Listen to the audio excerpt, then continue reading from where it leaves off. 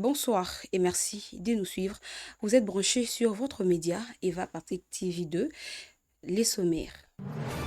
La situation sécuritaire dans la province d'Ituri reste alarmante, bien que les 26 personnes qui ont été enlevées par les rebelles des ADF ont été libérées. La société civile lance un SOS aux autorités du pays. 8 personnes condamnées à mort, dont les bourgmestres de la commune, dans le territoire d'Idiofa. Tel est le bilan du résultat rendu par la justice militaire dans les affrontements survenus en début de 6 mois. Nous sommes à Panou. 13 millions de francs congolais ont été emportés par les assaillants et qui ont braqué le convoi qui transportait les salaires des enseignants. Merci de rester en place, vous aurez plus de détails.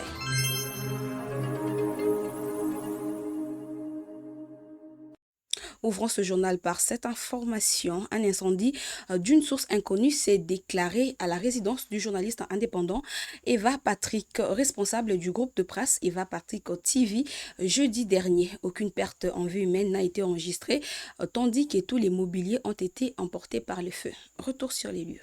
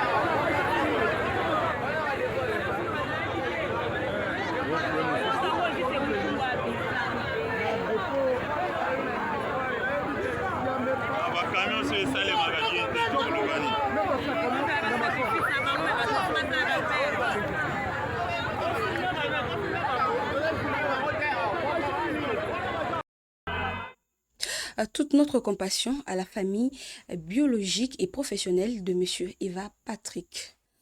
En province de Ituri, 26 personnes enlevées par les rebelles des forces démocratiques alliées ont été libérées après paiement de rançon. Alors que la société civile appelle à des opérations militaires d'envergure, la situation sécuritaire reste préoccupante. Reportage.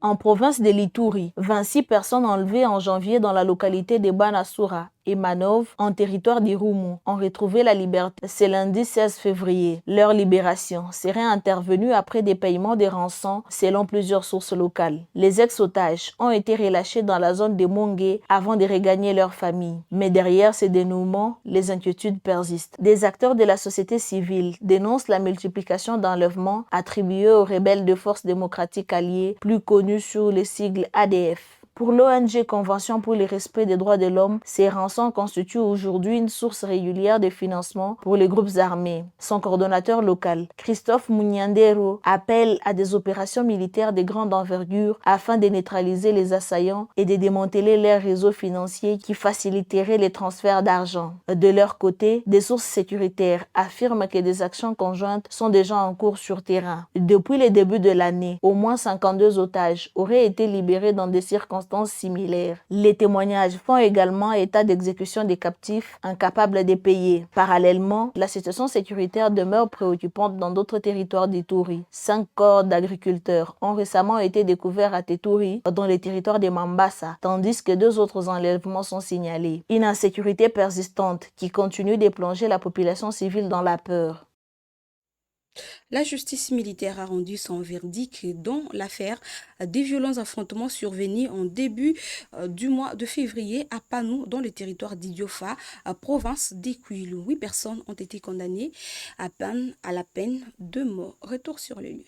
Le verdict est tombé lundi 16 février à l'issue des audiences foraines organisées par le tribunal militaire de garnison de Kikwit, compétent pour la province du Kwilu, Kwango et du Maïndombe. Après plusieurs jours de débats, 8 accusés ont été reconnus coupables de meurtre. Parmi eux figure le bourgmestre de la commune urbano-rurale de Panou. Les événements remontent au 3 février dernier, aux environs de 5 heures du matin. Selon les éléments présentés à l'audience, des présumés bandits auraient été interpellés par la police nationale dans la commune commune de Pano, en province de Kwilu. Mais l'opération aurait rapidement dégénéré. Des individus auraient tenté de s'opposer à l'arrestation et de soustraire des suspects aux forces de l'ordre. Des affrontements violents ont alors éclaté. Bilan, 4 morts, dont 2 policiers en service. Face à la gravité des faits et aux tensions persistantes dans la zone, des audiences foraines ont été organisées afin de juger rapidement des prévenus en procédure de flagrance. Une décision saluée par certains habitants, tandis que d'autres appellent au calme et à l'apaisement dans cette entité marquée par les violences. Ces jugements interviennent dans un contexte de renforcement de l'autorité de l'État face aux violences impliquant de groupes organisés. La défense dispose toutefois de voies de recours prévues par la loi. Reportage signé Rose Mouaouka. Une embuscade s'est produite ce dimanche, ce 17 février, à Chabunda, axe centre Makessé. Un convoi transportant le salaire des enseignants a été braqué par des assaillants et a emporté 13 millions de francs congolais. L'administrateur du territoire confirme cette information. Dans les territoires de Chabunda, en province du Sud Kivu, des hommes armés ont attaqué un convoi transportant de fonds destinés aux enseignants de la sous-division Chabunda 8. L'embuscade s'est produite vers l'après-midi du 17 février sur l'axe Chabunda-Centre-Makessé, au niveau du village mongolais, à environ 1 km du centre de Chabunda. Selon la société civile locale, les assaillants ont emporté près de 13 millions de francs congolais prévus pour la paye des 4 établissements scolaires EP Kingulube, EP Impan, EP Kamina et EP Kiseku. Parmi les personnes ciblées figure un directeur d'école. D'autres passagers du convoi ont également été dépouillés de leurs téléphones et de diverses sommes d'argent, dont celle appartenant à un opérateur économique. L'information a été confirmée par l'administrateur du territoire, Raphaël Nkonga, qui appelle les services de sécurité à identifier et interpeller les auteurs de cette attaque afin qu'ils répondent de leurs actes devant la justice. Cet incident relance les inquiétudes sur la sécurité des circuits de paiement dans cette zone enclavée où les fonds destinés aux services publics sont souvent transportés par les voies routières. L'actualité, toujours, les villages d'Osoué, dont le territoire des Collets, connaît une situation dégradante depuis quelques jours. Les familles vivent à la belle étoile. Les enfants de ce coin en particulier sont atteints d'une malnutrition aiguë. Les habitants de ce coin lancent un SOS aux autorités compétentes. Encore une fois, retrouvons Hélène Ngala.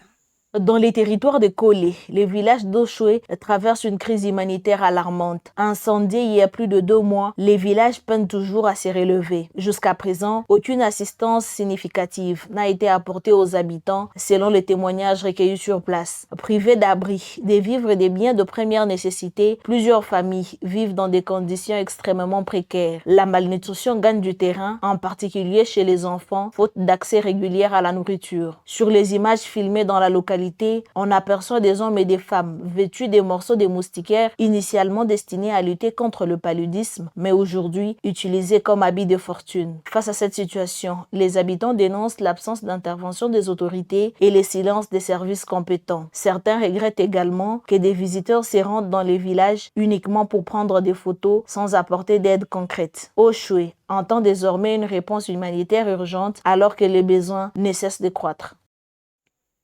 Afin de mutualiser les efforts et garantir une assistance durable, l'ONG Fédération intégrée pour la reconstruction et le développement plaide pour que le gouvernement prenne en charge les efforts des enfants démobilisés des groupes armés dans les territoires des Lubero. Ici, c'est au Nord Kivu.